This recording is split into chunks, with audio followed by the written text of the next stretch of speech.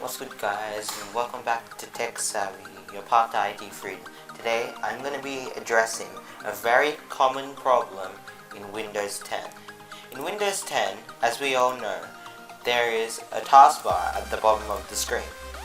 Sometimes this taskbar just gets stuck, just like this, and doesn't go down. Right now it's not happening for me, but it might happen to other people. And it usually does. This has happened to me many times. It just gets stuck there. So, today, I'm going to be teaching you guys how to fix that problem if it happens. So, what you want to do is right click on the taskbar and go to Task Manager. Once you're in Task Manager, click More Details, or if you've already opened it like this, then it doesn't matter. And scroll all the way down to the bottom. When you get down to the bottom, there should be something called Windows Explorer. Right click on that and then click Restart.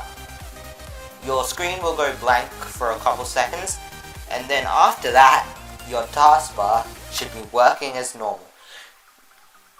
Do remember, if that still doesn't work, end the task, go to File, Run New Task, Explorer.exe.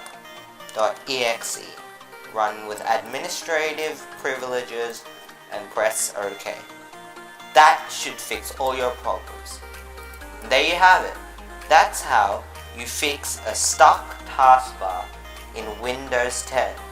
Hope you guys are doing great. Like and subscribe, and see you in the next one. Peace!